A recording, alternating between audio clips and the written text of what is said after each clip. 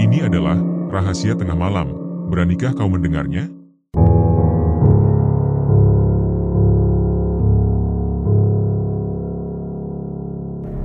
Amrung terkapar tak sadarkan diri di pinggir jalan yang sunyi. Tubuhnya yang kekar hanya dibalut celana levis selutut, menampakkan tato elang besar yang mencengkeram dada coklat sawo matangnya. Rambutnya dicukur sesisir, perutnya buncit dan kulitnya berdebu, mencerminkan hidup yang tidak terurus.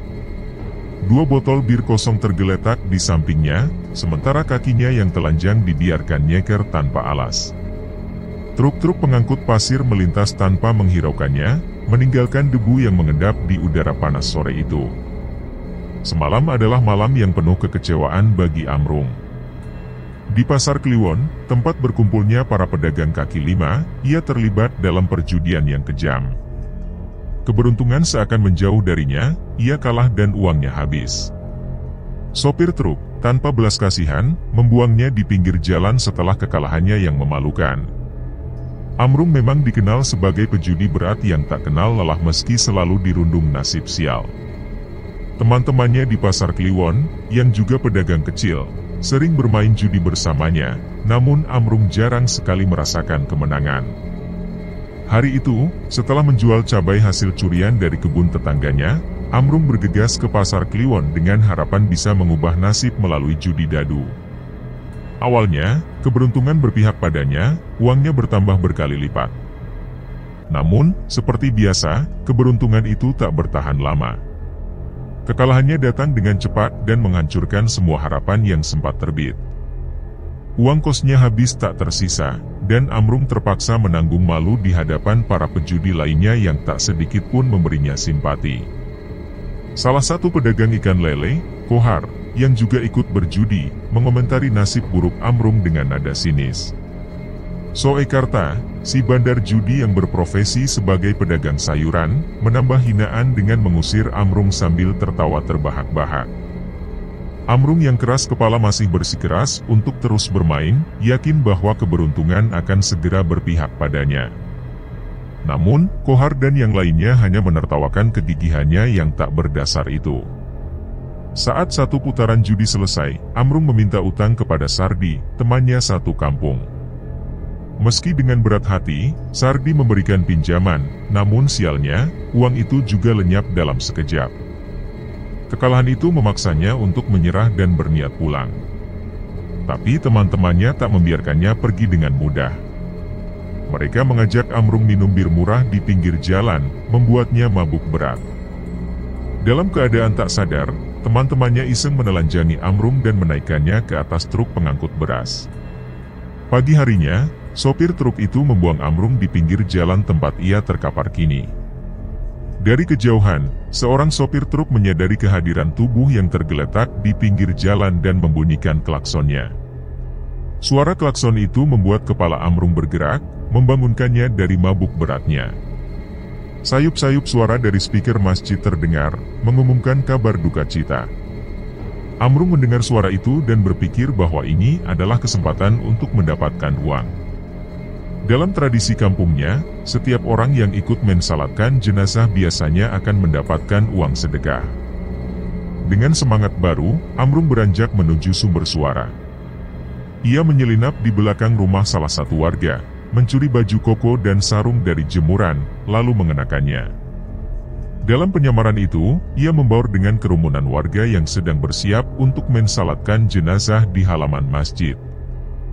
Mata Amrung yang tajam menangkap amplop tebal berisi uang sedekah yang tergeletak di bawah meja. Tanpa pikir panjang, ia mendekati meja itu dan dengan cekatan mencuri amplop tersebut. Ia segera meninggalkan kerumunan, menyimpan uang hasil curian itu untuk berjudi lagi nanti malam. Ketika salat jenazah selesai, keluarga almarhum panik. Mereka menyadari bahwa uang sedekah hilang dicuri. Jubaidah, dengan air mata yang deras mengalir, berteriak mengutuk siapapun yang mencuri uang sedekah ayahnya, berharap pencuri itu dihantui oleh pocong. Amrung, yang sudah jauh dari tempat kejadian, hanya tersenyum puas dengan rencananya yang berhasil. Ia merasa siap untuk mencoba peruntungannya lagi dalam perjudian, tanpa memikirkan kutukan yang mungkin menantinya. Amrung tidak langsung pulang ke rumah setelah mendapatkan sejumlah uang. Dengan penuh keyakinan, ia membawa uang itu ke pasar Kliwon untuk berjudi. Namun, nasib sial kembali menimpanya. Lagi-lagi, ia kalah dalam permainan yang penuh tipu muslihat itu. Semua uang yang ia bawa habis tanpa tersisa. Bahkan, dalam keputusasaan, ia berani berutang lagi kepada temannya yang selalu siap meminjamkan uang dengan bunga tinggi. Setelah kehilangan semua uangnya, temannya yang sering berjudi bersamanya mencoba mengajak Amrung untuk mabuk-mabukan sebagai pelipur lara. Namun, Amrung menolak ajakan tersebut dengan tegas. Ia merasa dikhianati dan tidak ingin terlibat lebih jauh dalam perilaku buruk itu. Temannya mencoba meyakinkannya bahwa kali ini mereka tidak akan mengerjainya seperti sebelumnya. Namun, Amrung tetap teguh pada pendiriannya untuk pulang, mengingat istrinya pasti khawatir karena ia sudah 2 hari tidak pulang ke rumah. Amrung memutuskan untuk naik angkot, kendaraan umum yang beroperasi selama 24 jam di kota itu. Kebetulan, angkot yang ia tumpangi sepi penumpang. Sepanjang perjalanan, ia mencoba berbicara dengan sopir angkot untuk mengusir rasa kantuknya. Namun, sopir itu hanya menjawab singkat-singkat, seolah tidak berminat untuk berbicara panjang lebar. Amrung pun merasa sedikit kecewa, namun ia tetap berusaha menikmati perjalanan malam itu. Saat melintasi perkebunan bambu yang gelap dan sepi, Amrung merasa ada yang aneh. Dari kaca belakang angkot, ia melihat bayangan seseorang berdiri di tengah jalan. Meskipun angkot terus melaju, bayangan itu tetap terlihat dan tidak menghilang. Amrung merasa semakin penasaran dan sedikit cemas. Ia memperhatikan bayangan itu dengan seksama, tetapi bukannya semakin menjauh, bayangan itu malah semakin mendekat. Dalam kebingungan, Amrung memberitahu sopir angkot bahwa ada orang yang mengikuti mereka. Namun, alih-alih mendapatkan respons yang diharapkan, sopir angkot itu malah menanyakan uang. Ketika Amrung menoleh ke arah kemudi, ia terkejut melihat sosok pocong duduk di kursi sopir. Tanpa pikir panjang, Amrung langsung melompat keluar dari angkot. Tubuhnya jatuh ke aspal, membuat kaki dan lengannya terluka dan berdarah. Meskipun kesakitan, Amrung berusaha bangkit dan berlari sekuat tenaga untuk menjauh dari angkot yang perlahan mendekatinya. Amrung menemukan jalan kecil di sebelah kanan dan segera berbelok, berharap angkot itu tidak bisa mengikutinya lagi. Ia terus berlari melalui perkampungan yang sepi, mencoba mencari jalan pulang. Akhirnya, setelah berusaha keras, ia berhasil sampai di rumahnya. Dengan napas yang tersengal-sengal, ia menggedor pintu rumahnya dengan keras. Sesekali ia menoleh ke belakang, takut kalau pocong itu masih mengikutinya. Istrinya, Tika, yang sedang tidur, terbangun karena suara gedoran pintu. Ia membuka pintu dengan wajah kantuk dan bertanya kemana saja suaminya pergi. Tanpa menjawab, Amrung menerobos masuk ke dalam rumah. Tika merasa heran dan curiga dengan tingkah laku suaminya yang tampak ketakutan. Ia menduga Amrung mungkin dikejar warga karena mencuri lagi. Tika mencoba mendekati suaminya untuk mendapatkan penjelasan, namun Amrung justru marah dan menyuruhnya menutup pintu. Tika, yang sudah lelah dengan kelakuan suaminya, menggelengkan kepala dengan kesal. Ia merasa tidak sanggup lagi hidup bersama Amrung yang terus-menerus terlibat dalam masalah. Selama ini, Tika lah yang menghidupi keluarga dengan berjualan nasi uduk di sekolah tempat anak mereka bersekolah. Saat Tika mengintip dari balik jendela, ia melihat sosok pocong yang mengetuk kaca jendela kamar mereka dengan kepalanya. Amrung menarik istrinya masuk ke dalam kamar dan mengunci pintu dengan rapat. Di dalam kamar, anak perempuan mereka masih tertidur pulas. Tika, yang ketakutan, bertanya pada suaminya siapa yang dikejar Amrung. Suaminya akhirnya mengaku bahwa ia mencuri uang sedekah dari orang yang baru saja meninggal, Pak Rusdi. Tika marah besar setelah mendengar pengakuan suaminya. Ia tidak menyangka Amrung akan sejahat itu. Ia pun berteriak meminta ampun pada Pak Rusdi dan berjanji akan mengembalikan uang itu. Namun, Tika tahu bahwa uang itu sudah habis digunakan Amrung untuk berjudi. Amrung berusaha menenangkan istrinya dan berjanji akan berusaha mendapatkan uang untuk mengembalikan sedekah yang dicuri. Setelah ketukan di jendela berhenti, Tika membuka sedikit tirai jendela dan melihat bahwa pocong itu sudah pergi. Keesokan paginya, ketika matahari baru saja terbit dan sinar lembutnya mulai menyinari lingkungan sekitar, Tika berjalan melintas di depan rumah tetangganya yang tak jauh dari tempat tinggalnya. Ia melihat pemandangan yang membuat hatinya teriris.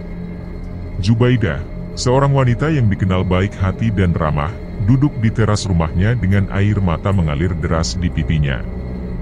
Suami dan kedua anak Jubaidah tampak berusaha keras menenangkan wanita itu, tetapi upaya mereka seolah sia-sia. Hati Jubaidah masih belum bisa menerima kenyataan pahit bahwa uang sedekah bapaknya telah dicuri oleh tangan-tangan tak bertanggung jawab. Uang itu bukan sekadar lembaran kertas, melainkan hasil dari tabungan bertahun-tahun yang disisihkan dengan penuh ketekunan dan harapan. Kehilangan itu sangat menyakitkan baginya, seolah mengambil sebagian dari jiwanya. Tika merasa iba melihat kesedihan mendalam yang terpancar dari wajah Jubaidah, namun ia tahu bahwa hari ini adalah hari yang penting dan ia harus segera melanjutkan perjalanan. Sambil mempercepat langkahnya, pikiran Tika masih tertuju pada pemandangan menyedihkan tadi. Tika mendengar suara anaknya, Amila, bertanya dengan nada cemas, seolah menangkap getaran emosi dari ibunya. Amila mempercepat langkahnya, mencoba mengikuti irama langkah cepat Tika. Tika berusaha menenangkan anaknya dengan mengatakan bahwa tidak ada yang perlu dikhawatirkan, tetapi hatinya sendiri merasa gelisah. Amila, yang memiliki naluri tajam, merasa ada sesuatu yang aneh dan menoleh ke arah pohon jambu di pinggir jalan. Ia merasa ada yang mengawasi mereka, namun pandangannya tidak menangkap sosok apapun. Tika mengajak anaknya untuk mempercepat langkah, meski dalam hatinya ia sadar bahwa mungkin yang dilihat Amila adalah sosok pocong yang semalam mengikutinya. Kegelisahan itu menghantui pikirannya sepanjang jalan. Sementara itu, pagi itu Amrung sudah berada di Pasar Kliwon yang mulai ramai dengan pengunjung. Pasar tersebut sudah penuh dengan aktivitas, para pedagang sibuk melayani pembeli yang datang silih berganti. Sardi, seorang penjual ayam potong, terlihat sibuk memotong dan menimbang ayam untuk pelanggannya yang mengantre. Di tengah keramaian dan kesibukan tersebut, Amrung mendekati Sardi dengan wajah penuh kecemasan dan putus asa. Sardi, yang masih sibuk dengan pekerjaannya, menoleh dan memperhatikan Amrung. Melihat ekspresi serius dan penuh ketakutan dari Amrung, Sardi merasa ada sesuatu yang tidak biasa. Amrung menjelaskan situasi yang dialaminya, menyebutkan bahwa ia dikejar-kejar oleh pocong. Meskipun awalnya Sardi menanggapi dengan tawa dan menganggap cerita Amrung sebagai lelucon, melihat keseriusan di wajah Amrung membuat Sardi mulai mempertanyakan kebenaran cerita tersebut. Amrung kemudian melanjutkan penjelasannya dengan lebih serius, mengakui bahwa ia telah melakukan kesalahan besar dengan mencuri uang sedekah jenazah. Sardi, yang terkejut mendengar pengakuan tersebut, berhenti sejenak dari pekerjaannya. Pikiran Sardi berkecamuk, tidak menyangka bahwa Amrung bisa melakukan hal sekeji itu. Ia mengingatkan Amrung bahwa uang tersebut bukan hanya berharga secara materi, tetapi juga memiliki nilai emosional yang dalam bagi keluarga jenazah. Sardi menyarankan agar Amrung mengembalikan uang tersebut, meskipun ia tahu bahwa jumlahnya sangat besar dan Amrung mungkin tidak akan sanggup mengembalikannya dengan mudah. Dalam situasi putus asa, Amrung meminta saran kepada Sardi mengenai tempat dukun sakti yang bisa membantunya keluar dari masalah ini. Sardi menyarankan agar Amrung pergi ke kampung Cilengkong, tempat seorang dukun sakti bernama Mbah Koto. Sardi percaya bahwa Mbah Koto mungkin bisa memberikan solusi bagi masalah supranatural yang dihadapi Amrung. Dengan penuh harapan, Amrung menerima uang dari Sardi untuk membayar jasa Mbah Koto dan segera bergegas menuju kampung Cilengkong dengan naik ojek. Perjalanan menuju kampung tersebut tidaklah mudah, jalanan yang rusak dan berkerikil dengan banyak lubang yang digenangi air hujan menambah kesulitan perjalanan. Namun, tekad Amrung untuk mengatasi masalahnya membuatnya terus maju tanpa ragu. Setelah menempuh perjalanan yang cukup melelahkan, akhirnya Amrung tiba di kampung Cilengkong. Rumah Mbah Koto terlihat cukup bagus dengan cat berwarna putih yang bersih dan pagar yang dicat hijau terang. Di depan pagar tersebut, terdapat spanduk bertuliskan, tabib pengobatan alternatif, menunjukkan bahwa Mbah Koto tidak hanya seorang dukun, tetapi juga seorang tabib yang mampu mengobati berbagai penyakit, termasuk penyakit kiriman atau santet. Amrung merasa lega karena akhirnya menemukan rumah yang tepat. Ia bertanya kepada tukang ojek untuk memastikan bahwa itu adalah rumah Mbah Koto dan setelah mendapat konfirmasi, Amrung membayar ongkos ojek dan melangkah menuju gerbang rumah tersebut. Dengan perasaan campur aduk antara harapan dan ketakutan, Amrung mengetuk kunci gerbang yang menimbulkan bunyi nyaring. Tidak lama kemudian, dari dalam rumah muncul seorang wanita yang umurnya sekitar 30 tahunan. Wanita tersebut mengenakan daster dengan rambut diikat ke belakang, menyambut Amrung dengan senyuman. Amrung menjelaskan bahwa ia ingin bertemu dengan Mbah Koto. Wanita itu dengan ramah mengajak Amrung masuk ke dalam rumah dan memperkenalkannya kepada Mbah Koto. Dalam perjalanan menuju kamar Mbah Koto, Amrung sempat terkagum-kagum melihat banyaknya koleksi patung kayu yang menghiasi rumah tersebut, memberikan nuansa mistis dan artistik. Wanita tersebut mengetuk pintu kamar Mbah Koto dan menginformasikan bahwa ada tamu yang ingin bertemu.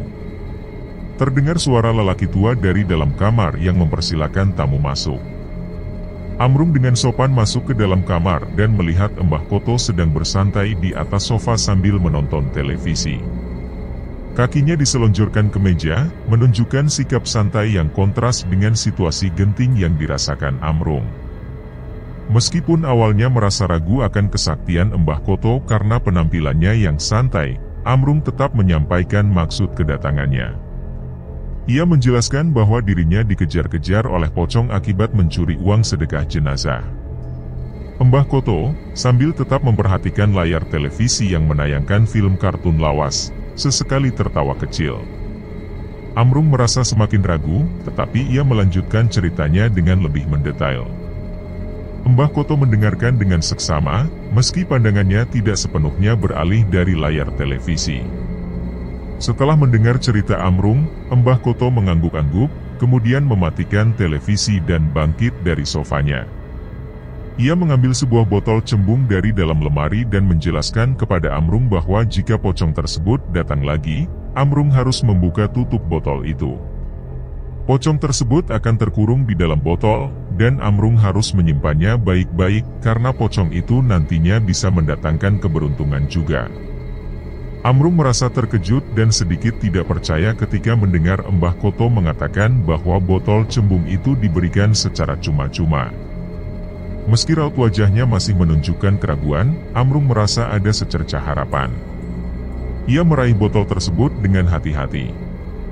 Namun, sebelum benar-benar mengambilnya, ia dengan ragu bertanya tentang harga botol itu, khawatir bahwa solusi bagi masalahnya akan terlalu mahal. Mbah Koto, dengan senyum lebar dan tawa kecil, menjelaskan bahwa botol itu gratis dan menyuruh Amrung untuk mengambilnya saja karena ia tahu bahwa Amrung sedang dalam kesulitan. Setelah berkali-kali mengucapkan terima kasih, Amrung pun berpamitan dan meninggalkan rumah Mbah Koto. Malam itu, suasana di rumah Amrung penuh dengan ketegangan. Setelah anak-anaknya tertidur lelap, Amrung dan istrinya, Tika, bersiap di dekat jendela, mengintip dari balik tirai, mencari tanda-tanda keberadaan pocong. Tepat pukul 12 malam, suasana menjadi semakin mencekam. Asap kental mulai menyelimuti halaman depan rumah mereka. Ketika asap itu perlahan menghilang, sosok pocong yang mereka tunggu-tunggu muncul dengan jelas. Dengan tangan gemetar, Amrung memberanikan diri membuka pintu rumah. Ia memegang botol cembung itu dengan erat dan menyodorkannya ke arah pocong. Tanpa diduga, pocong itu seketika berubah menjadi gumpalan asap dan tersedot masuk ke dalam botol. Amrung merasa lega luar biasa dan dengan cepat membungkus botol tersebut dengan kain bekas sebelum memasukkannya ke dalam kardus dan menyimpannya di dalam lemari. Ia memastikan tidak ada seorang pun yang boleh membuka lemari itu, termasuk anak perempuannya, Zahra, yang berkali-kali diingatkan oleh Tika agar tidak menyentuhnya. Tengah malam, saat semua orang sudah tertidur, terdengar suara ketukan dari dalam lemari. Suara itu semakin lama semakin keras, membuat Tika terbangun dengan perasaan cemas. Ia mengguncang-guncangkan tubuh suaminya, membangunkannya dari tidur. Amrung, yang masih setengah mengantuk, terbangun dan mendengarkan suara ketukan yang berasal dari dalam lemari. Ia segera turun dari tempat tidur dan memeriksa botol tersebut. Di dalam botol, asap putih tampak menggumpal, melayang-layang dengan tenang, meskipun botol itu terus bergetar. Tika merasa sangat khawatir jika botol tersebut pecah dan bertanya kepada Amrung mengenai kemungkinan tersebut. Amrung, dengan suara yakin, menjelaskan bahwa botol itu sakti dan tidak akan bisa ditembus oleh pocong. Ketika memeriksa botol itu lebih dekat, Amrung menyadari bahwa ada 4 digit angka yang muncul di dalamnya, yaitu 3785. Ia buru-buru mencatat angka tersebut, meski belum tahu apa artinya. Suara ketukan dari dalam botol akhirnya berhenti, dan Amrung dengan hati-hati meletakkan botol itu kembali ke tempat semula. Keesokan harinya, Amrung membantu Sardi berjualan di pasar Kliwon. Meskipun biasanya ia bekerja serabutan di pasar, terkadang sebagai tukang pikul atau membantu di lapak orang lain, hari itu ia merasa lebih bersemangat. Sardi, yang juga berjualan di pasar, melihat seorang pria dari Arab Barat yang dikenal dengan nama Arman. Pria itu mengenakan topi koboi dan membawa buku serta pulpen, menawarkan judi togel kepada para pedagang. Setelah berbincang sebentar, Sardi memutuskan untuk memasang 2 digit nomor togel. Ketika Sardi bertanya kepada Amrung apakah ia ingin ikut memasang togel, Amrung awalnya menolak karena merasa tidak punya uang. Namun, ia teringat pada uang yang masih ada di kantongnya dan nomor yang muncul di dalam botol semalam. Akhirnya, Amrung memutuskan untuk memasang nomor 3785 dengan harapan besar. Arman mencatat nomor tersebut dan melanjutkan berkeliling pasar untuk menawarkan togel kepada orang lain. Beberapa hari kemudian, hasil togel diumumkan dan Amrung sangat terkejut saat nomor 3785 benar-benar keluar sebagai pemenang. Amrung memenangkan hadiah sebesar 2 juta rupiah. Meskipun merasa senang, ia juga menyesal karena tidak memasang taruhan lebih besar.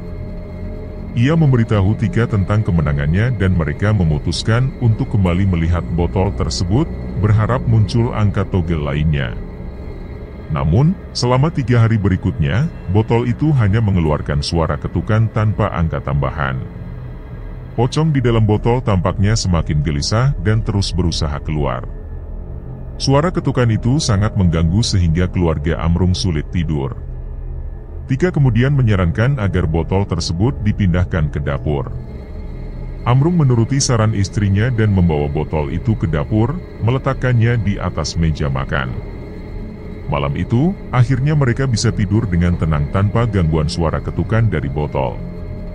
Kini, suara ketukan dari dalam botol hanya terdengar pelan dan sayup, seolah-olah kekuatan yang ada di dalamnya mulai meredup. Namun, sebelum Amrung terlelap dalam tidurnya, tiba-tiba terdengar suara gaduh di dapur yang memecah keheningan malam. Suara kaca yang pecah diikuti oleh suara kucing yang mengeong membuat mereka tersentak. Tika, dengan penuh kepanikan, segera membangunkan suaminya, memberitahunya tentang suara yang mengganggu tersebut. Mereka berdua bergegas menuju dapur, dipenuhi kekhawatiran akan keadaan botol yang mereka simpan. Sesampainya di dapur, mereka melihat bahwa hanya gelas yang jatuh dan pecah di lantai. Amrung mengelus dadanya, merasa lega karena botol yang mereka khawatirkan ternyata masih aman. Ia mengambil botol tersebut dengan hati-hati dan menaruhnya kembali ke dalam lemari. Malam itu, mereka kembali tidur meskipun suara ketukan dari dalam botol terus mengganggu ketenangan mereka. Amrung mulai merasa lelah dengan situasi ini dan memutuskan bahwa besok pagi ia akan mendatangi kembali Mbah Goto. Dalam hatinya, ia berharap bisa mengembalikan botol itu karena ia merasa sudah tidak sanggup lagi menyimpannya. Keesokan harinya, Amrung berangkat menuju rumah Mbah Goto dengan langkah yang berat namun penuh harapan. Seperti biasa, dukun tua itu sedang bersantai di atas sofanya, menonton televisi dengan tenang. Mbah Goto, dengan penampilan yang lebih mirip orang biasa ketimbang seorang dukun, menyambut Amrung dengan senyuman hangat. Tanpa diduga, Mbah Goto memberitahu Amrung bahwa botol pocong tersebut memiliki potensi untuk membuatnya kaya. Kata-kata Mbah Goto yang penuh keyakinan membuat Amrung penasaran dan bertanya bagaimana cara memanfaatkannya. Mbah Goto menjelaskan bahwa Amrung bisa membuka sebuah warteg dan meletakkan botol itu di dapur, dengan jaminan bahwa dagangannya pasti akan laris manis. Namun, Amrung merasa putus asa karena tidak memiliki modal untuk memulai usaha tersebut. Melihat kegundahan Amrung, Mbah Goto mengambil sebuah kardus dari dalam lemari. Di dalam kardus itu, terdapat tumpukan uang 100 ribuan yang cukup banyak. Mbah Goto menghitung beberapa lembar uang dan menyerahkannya kepada Amrung, memberikan modal sebesar 3 juta rupiah untuk membuka warteg di Pasar Kliwon. Amrung tidak percaya dengan keberuntungan yang tiba-tiba menghampirinya dan merasa sangat berterima kasih kepada Mbah Goto. Dengan modal tersebut, Amrung segera menyewa sebuah kios di Pasar Kliwon dari seorang teman berjudi. Harga sewanya cukup murah karena sudah dinegosiasi habis-habisan sehingga bisa dibayar per bulan dengan biaya hanya 500 ribu rupiah. Istrinya, Tika, akhirnya beralih profesi menjadi penjaga warteg.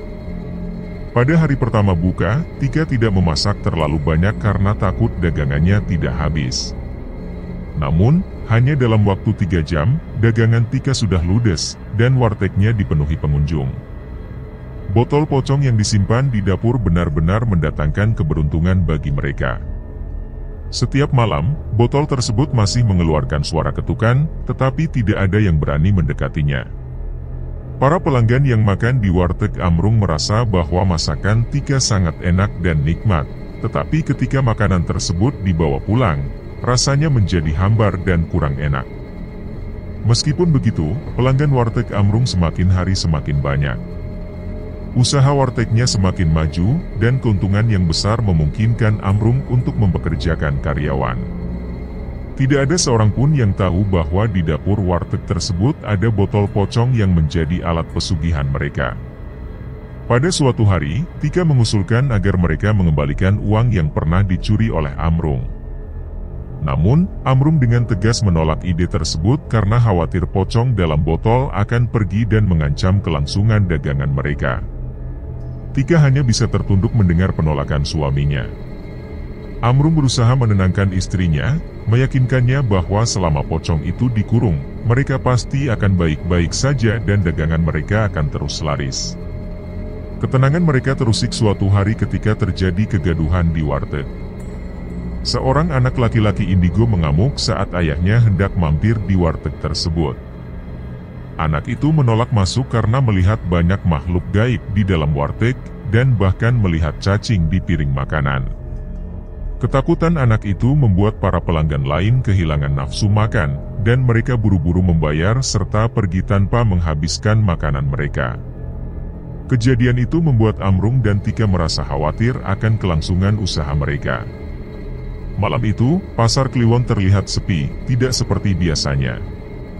Kios-kios sayuran yang biasanya buka 24 jam tampak tutup, mungkin karena para pedagangnya sedang berlibur.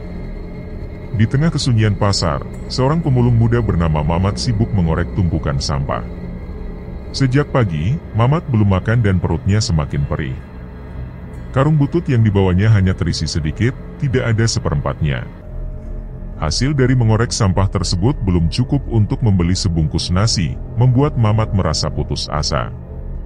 Tengah malam yang sunyi dan kelam di Pasar Kliwon, Mamat terbangun dengan perut yang keroncongan. Rasa lapar yang menusuk membuatnya terpaksa keluar dari tempat istirahatnya dan mencari sisa makanan di tong-tong sampah yang berjejer sepanjang Pasar Kliwon. Namun, malam itu tidak berpihak padanya. Setiap tong sampah yang ia periksa hanya berisi sampah-sampah busuk, sirip ikan yang sudah mengering, potongan tulang ayam yang tinggal tulang, dan sayuran yang sudah membusuk. Wajah Mamat tampak sangat lelah dan kecewa, tetapi ia tidak menyerah. Ia kembali menggendong karung bututnya yang hanya terisi sedikit, lalu menyeretnya perlahan-lahan. Dengan langkah yang berat, ia menyusuri pasar Kliwon dengan harapan ada secercah keberuntungan yang bisa ia temukan. Dalam keputusasaan, wajah Mamat tiba-tiba berbinar saat dari kejauhan ia melihat sesuatu yang tampaknya bisa dimakan. Itu adalah sebuah pepaya yang sebagian sudah matang namun sebagian lainnya mulai membusuk. Mungkin si penjual sengaja meninggalkan buah itu karena tidak layak dijual. Tanpa berpikir panjang, Mamat mempercepat langkahnya menuju pepaya tersebut. Ia meraih buah itu dengan tangan yang gemetar karena kelaparan dan segera memotongnya dengan kedua jempolnya. Meski sebagian buah itu busuk, Mamat tetap memakannya dengan lahap, berusaha mengisi perutnya yang kosong. Belum selesai menikmati pepaya tersebut, Mamat mendengar suara aneh yang berasal dari arah warteg Amrung. Suara itu seperti kaca yang beradu dan membuat Mamat penasaran. Sambil terus memakan pepaya, ia melangkah perlahan menuju sumber suara. Di depannya, terlihat sebuah kios dengan tulisan, "Warteg Berkah Sugih". Kios itu terkunci rapat dari depan, tidak memungkinkan untuk masuk. Namun, Mamat tidak menyerah begitu saja. Ia berkeliling ke belakang kios dan menemukan sebuah ventilasi udara yang cukup tinggi.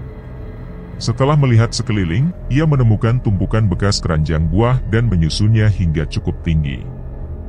Dengan sekuat tenaga, Mamat naik ke atas keranjang tersebut dan memecahkan kaca ventilasi dengan tangannya.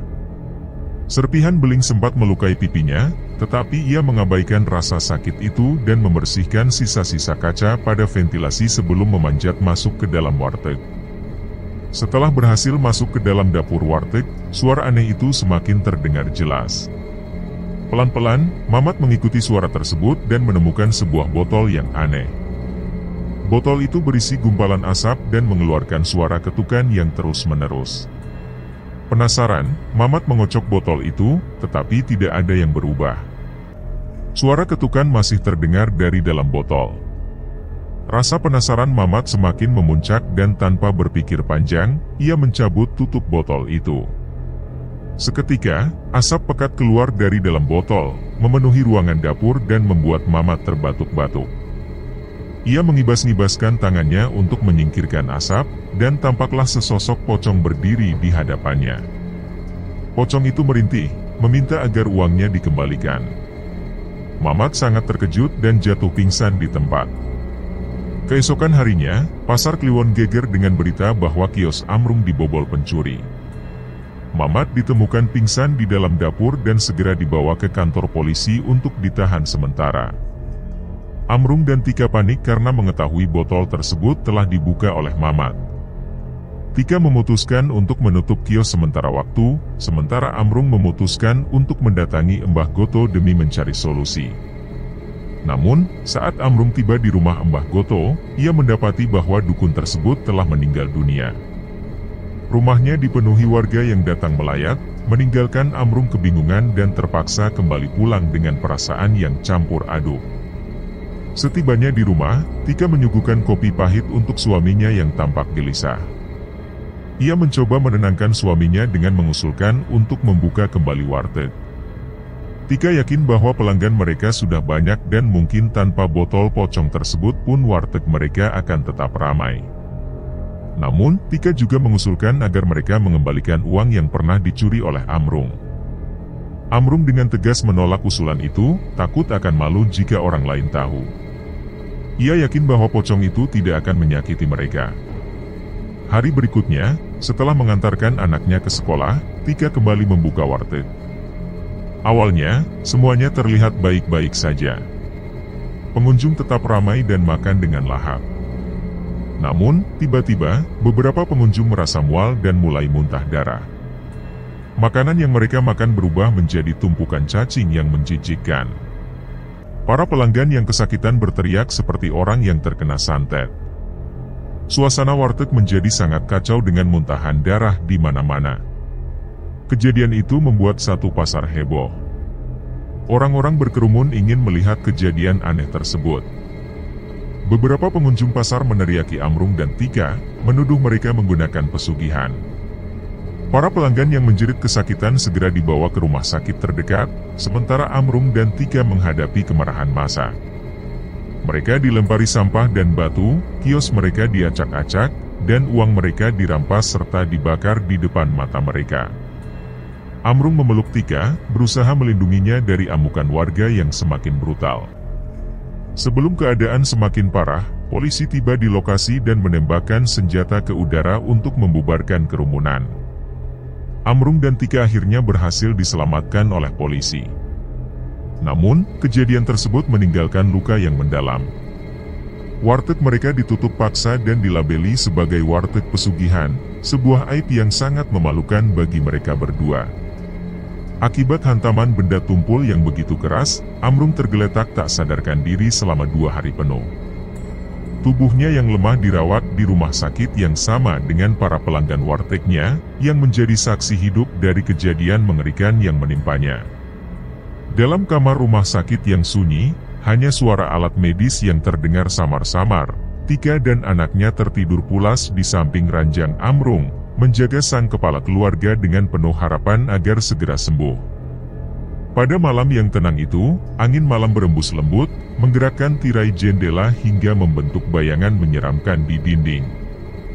Bayangan itu, yang perlahan-lahan menyerupai sosok pocong, seakan hadir untuk menagih sesuatu yang sudah lama tertunda, uang yang telah dicuri Amrung.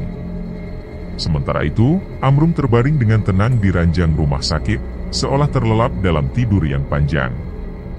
Tubuhnya terhubung dengan berbagai alat medis, tangan diinfus, mulut dipasangi alat bantu pernapasan, dan dadanya naik turun mengikuti irama nafas yang tersengal. Meski raganya terkurung dalam keadaan tak sadar, pikirannya melayang ke tempat yang jauh, memasuki dimensi mimpi yang begitu nyata. Dalam mimpi itu, Amrung menemukan dirinya berada di sebuah tempat yang sunyi dan asing, duduk sendirian di atas bangku tua. Di kejauhan, suara langkah kaki yang berat mulai terdengar, mendekat ke arahnya. Itu adalah Mbah Goto, sosok bijak yang sering memberinya nasihat. Kehadiran lelaki tua itu membuat Amrung merasa lega, meskipun situasinya masih diliputi kebingungan dan ketakutan. Dalam percakapan di alam bawah sadarnya, Amrung meminta bantuan kepada Mbah Goto untuk menemukan cara menghentikan gangguan pocong yang terus menghantuinya. Mbah Goto, dengan tatapan bijaknya, memberikan sebuah solusi yang terdengar aneh namun penuh misteri. Ia menyarankan agar Amrung pergi ke kuburan pocong tersebut dan mengambil tali kafan yang melilit pergelangan kaki jenazah. Tali itu harus ditelan, kata Mbah Goto, agar roh pocong bisa tenang dan berhenti mengganggu. Mendengar solusi tersebut, Amrung terdiam sejenak.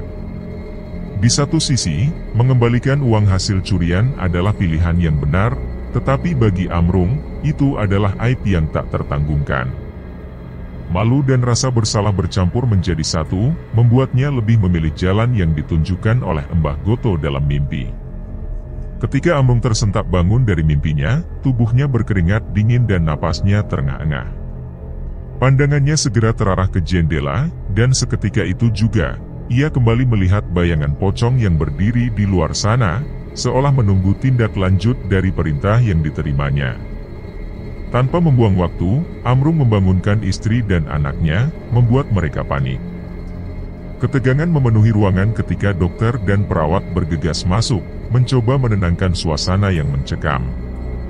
Meskipun dokter berusaha meyakinkan bahwa apa yang dilihat Amrung hanyalah halusinasi, ketakutan di hatinya tak kunjung hilang. Bayangan pocong itu terlalu nyata untuk diabaikan. Keesokan harinya, Amrung memutuskan untuk pulang dari rumah sakit. Ia merasa sudah cukup kuat dan tidak ingin berlama-lama dirawat.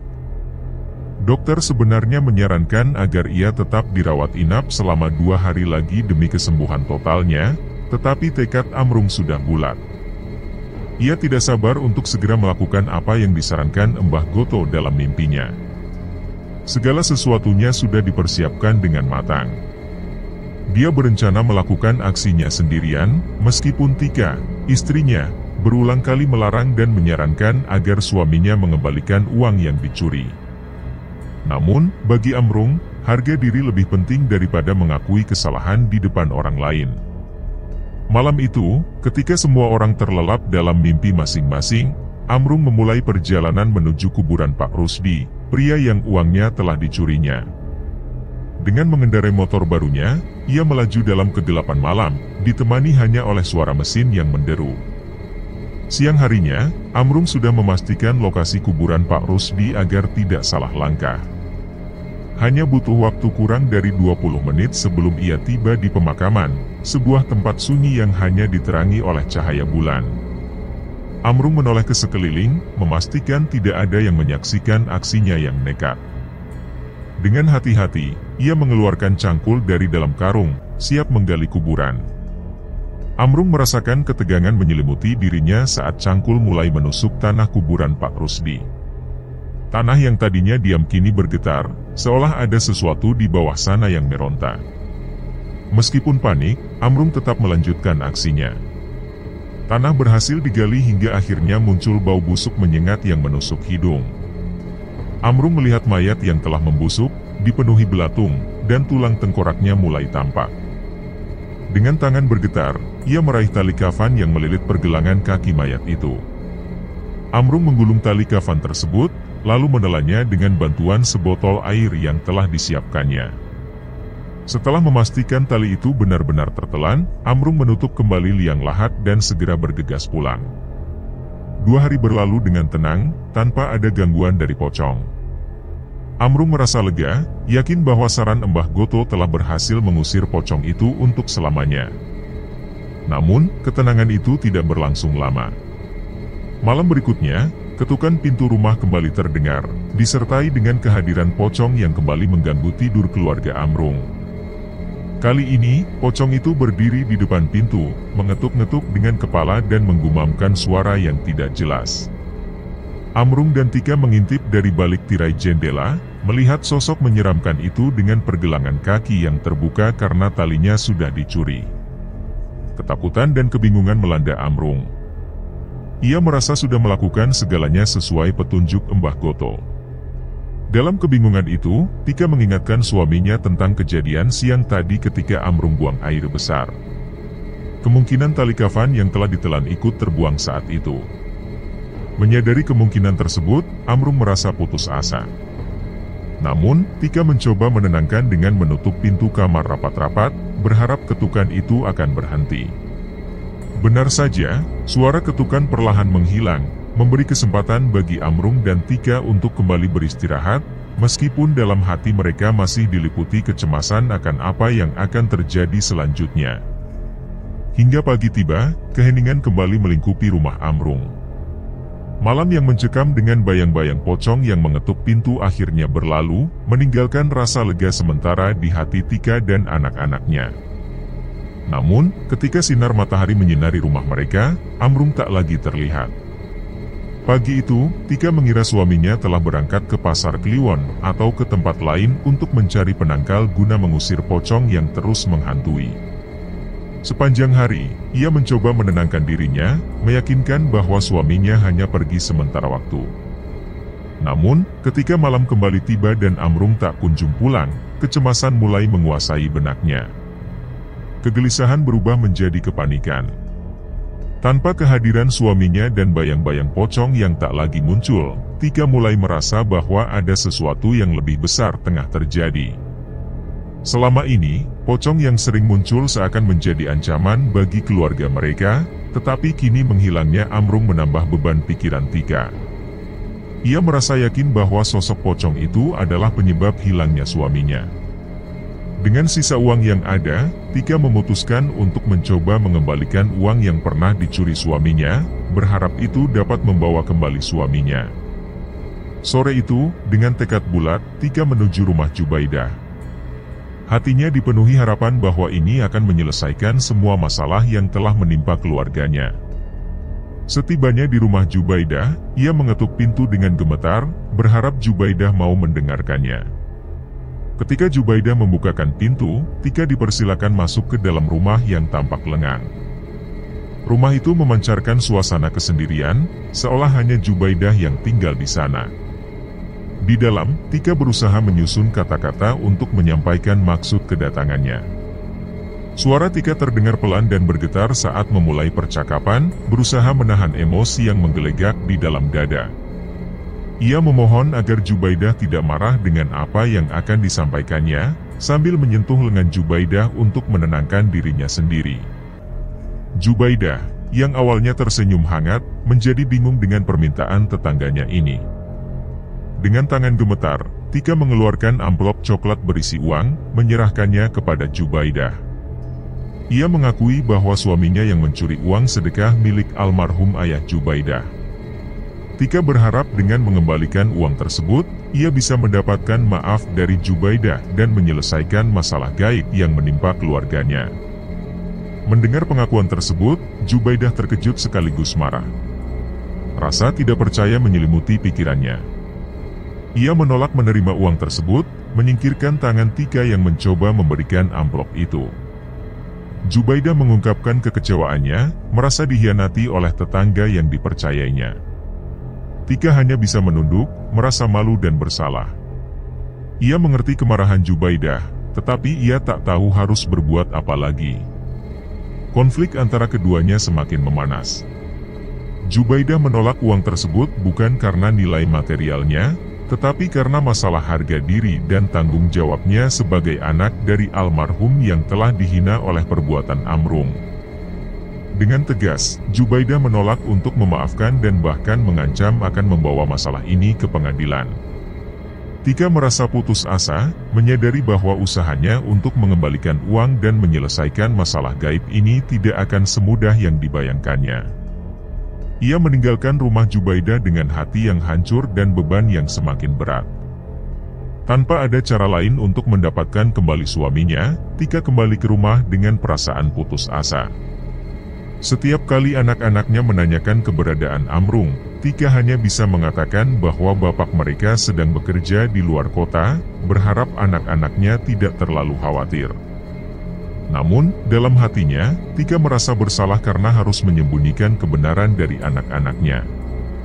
Sudah seminggu Amrung hilang, dan Tika belum melaporkannya kepada pihak berwajib.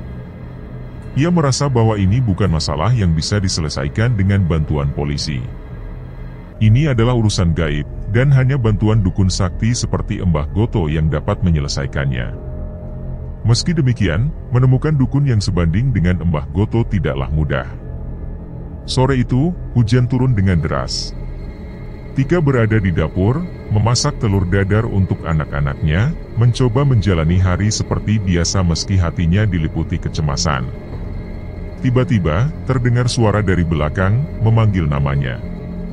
Suara itu sangat familiar, suara yang sudah dikenalnya dengan baik, suara Amrung. Tika berbalik, menelusuri asal suara tersebut, berharap ini bukan sekadar ilusi. Ia berjalan menuju ruang tamu, tangan masih memegang spatula, mencari sumber suara yang menghilang seketika. Air matanya mulai mengalir, merasakan kehilangan yang begitu mendalam. Usahanya untuk mendapatkan jawaban dari beberapa dukun tidak memberikan hasil yang memuaskan. Mereka semua memberikan saran yang sama, kembalikan uang yang dicuri oleh Amrung. Namun, dengan penolakan Jubaidah, Tika merasa buntu. Tidak ada jalan keluar yang bisa ditempuh untuk mengembalikan suaminya. Saat Tika berdiri, tiba-tiba saja ada kekuatan tak terlihat yang mendorong dadanya, membuatnya terlempar ke belakang dan jatuh tak sadarkan diri. Dalam keadaan yang aneh dan mengerikan, tubuh Tika bergerak di luar kendalinya, membenturkan kepalanya ke dinding dengan keras hingga berdarah. Zahra, anaknya yang mendengar kegaduhan, bergegas keluar dari kamar, menemukan ibunya dalam kondisi yang mengerikan. Wajah Tika penuh dengan darah, kedua bola matanya berubah menjadi putih sepenuhnya. Tika, yang kini dikendalikan oleh kekuatan gaib, menyeringai mengerikan pada putrinya. Ketakutan menyelimuti Zahra yang berdiri membeku, tak bisa mengeluarkan suara apapun selain teriakan ketakutan. Amalia, anak lainnya, ikut muncul dari kamar, terkejut melihat kondisi ibunya yang mengerikan. Dalam kendali makhluk gaib, Tika mendekati anak-anaknya dengan perlahan, meraih pisau dapur yang tergeletak di meja. Kejahatan yang merasukinya ingin menghabisi semua anggota keluarga Amrung. Pocong yang marah besar itu berusaha membalas dendam atas penghinaan yang dialaminya. Namun, Amalia berhasil melarikan diri keluar rumah, sementara Zahra terjebak dalam ketakutan. Tika mengayunkan pisau di tangannya, berniat untuk melukai Zahra, Tetapi pada saat yang kritis itu, Pak Darsoni, seorang ustaz kampung yang kebetulan lewat, bergegas masuk ke rumah dan menabrakkan dirinya ke tubuh Tika. Dalam perjuangan yang sengit, pisau yang dipegang Tika melukai lengan Pak Darsoni. Namun, ustaz itu tidak menyerah. Dengan susah payah, ia berhasil melepaskan pisau dari genggaman Tika, meskipun telapak tangannya berlumuran darah akibat usaha tersebut. Sambil memegang erat tubuh Tika, Pak Darsoni mulai membacakan ayat-ayat Al-Quran di telinga wanita itu, berusaha mengusir kekuatan jahat yang menguasainya. Tika mengamuk, berteriak, dan memukul-mukul punggung Pak Darsoni dalam upaya melawan, tetapi kekuatan ayat-ayat suci perlahan mulai melemahkan cengkeraman makhluk gaib tersebut. Keributan di rumah Tika menarik perhatian warga sekitar. Mereka berkerumun di depan pintu, menyaksikan kejadian menakutkan yang terjadi di dalam. Anak-anak Tika, Amalia dan Zahra, sudah diamankan oleh warga, menangis ketakutan sambil memanggil-manggil ibunya. Tubuh Tika akhirnya melemas, dan matanya tertutup. Dengan bantuan warga, Tika dibaringkan di atas tempat tidurnya, sementara suasana di rumah kembali tenang. Tidak ada yang tahu persis mengapa semua ini bisa terjadi. Jika saja Pak Darsoni tidak bertemu dengan Amalia yang meminta tolong, mungkin Zahra sudah menjadi korban dari kegilaan yang menimpa ibunya. Setelah kembali sadar dari pengalaman menyeramkan yang menimpanya, Tika memutuskan untuk membuka diri dan menceritakan semuanya kepada Pak Darsoni. Ia mengungkapkan kekhawatiran dan ketakutannya yang mendalam terhadap ancaman gaib yang terus menghantui keluarganya. Pak Darsoni, seorang pria bijak dan penuh pengertian, mendengarkan dengan seksama setiap detail cerita yang disampaikan Tika. Setelah mendengarkan penuturan Tika, Pak Darsoni menyarankan agar Tika dan anak-anaknya tinggal sementara bersama keluarganya. Ia khawatir jika Tika tetap berada di rumahnya, hal-hal yang tidak diinginkan mungkin akan terjadi, mengingat ancaman pocong yang masih membayangi. Dengan penuh harap, Tika menerima tawaran tersebut dan berharap agar Pak Darsoni bisa menjadi penolong dalam menyelesaikan masalah yang dihadapinya. Selama 2 hari berturut-turut tinggal bersama keluarga Pak Darsoni, Tika merasakan ketenangan yang sudah lama hilang dari hidupnya. Suasana rumah Pak Darsoni yang selalu dipenuhi dengan lantunan ayat-ayat suci membuat pocong tersebut seolah menghilang dari kehidupannya. Mungkin, ketulusan dan keramahan keluarga Pak Darsoni juga turut memberikan perlindungan bagi Tika dan anak-anaknya. Mereka diperlakukan dengan sangat baik, seolah menjadi bagian dari keluarga besar Pak Darsoni sendiri. Kehangatan dan kasih sayang yang diberikan oleh keluarga tersebut membuat Tika merasa memiliki tempat berlindung yang aman. Sementara itu, Pak Darsoni tidak tinggal diam. Ia berusaha untuk membantu menyelesaikan masalah yang dihadapi Tika.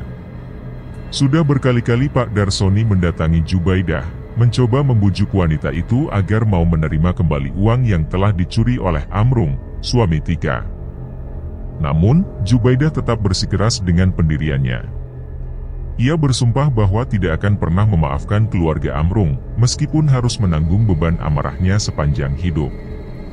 Bagi Jubaidah, tindakan pencurian tersebut telah melukai harga diri dan kepercayaannya. Pak Darsoni merasa prihatin dengan situasi yang dihadapi Tika.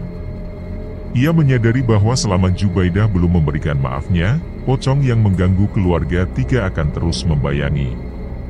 Meskipun begitu, Pak Darsoni tetap berusaha mencari solusi terbaik untuk membantu Tika. Setelah berpikir sejenak, Pak Darsoni mengusulkan agar Tika membagikan uang tersebut kepada warga kampung tempat Pak Rusdi dimakamkan. Niatnya adalah untuk mengalirkan pahala sedekah tersebut kepada jenazah Pak Rusdi, berharap agar arwahnya mendapatkan ketenangan. Esok harinya, dengan tekad yang kuat, Tika berangkat menuju kampung tempat Pak Rusdi dimakamkan. Satu persatu, ia mendatangi rumah penduduk di sana. Dengan tulus, Tika meminta maaf atas perbuatan suaminya dan menjelaskan niatnya untuk mengembalikan uang tersebut sebagai bentuk penyesalan. Beberapa penduduk menanggapi dengan memberikan nasihat dan pengertian, sementara yang lain menunjukkan kemarahan mereka dengan kata-kata pedas. Meski begitu, Tika tetap gigih dalam misinya. Ia membagikan amplop berisi uang sedekah kepada setiap warga yang ditemuinya, berharap bisa menghapus sedikit dosa yang telah diperbuat suaminya. Setelah selesai membagikan uang tersebut, Tika melangkah menuju kuburan Pak Rusdi. Di sana, ia menghadap gundukan tanah yang menutupi makam Pak Rusdi sambil berurai air mata. Hatinya diliputi rasa bersalah dan penyesalan yang mendalam. Dalam kesedihan dan ketakutan, Tika berdoa dan memohon agar suaminya bisa kembali dengan selamat. Tanpa diduga, gundukan kuburan itu tiba-tiba bergetar, seakan merespons permohonannya. Tika mundur beberapa langkah, terkejut dan ketakutan melihat fenomena aneh tersebut. Dari sela-sela tanah kuburan, muncul asap kental yang disertai suara rintihan memohon. Di tengah-tengah ketakutannya, Tika teringat akan sesuatu yang hampir terlupakan. Ia sadar bahwa tali kain kafan milik Pak Rusdi juga sempat dicuri oleh Amrung. Permintaan untuk mengembalikan tali kafan itu kembali terngiang di telinganya. Tika pun berjanji untuk mencari dan mengembalikan tali tersebut. Dengan keyakinan bahwa tali itu pasti masuk ke dalam lubang septic tank rumahnya, Tika memutuskan untuk segera mengambil tindakan. Setibanya di kampung, ia langsung mendatangi tukang bangunan untuk membantunya membongkar septic tank di rumahnya. Tekad Tika yang kuat membuatnya tidak gentar menghadapi tantangan. Ia tahu bahwa menemukan tali tersebut bukanlah tugas yang mudah, tetapi ia harus melakukannya demi mengembalikan suaminya.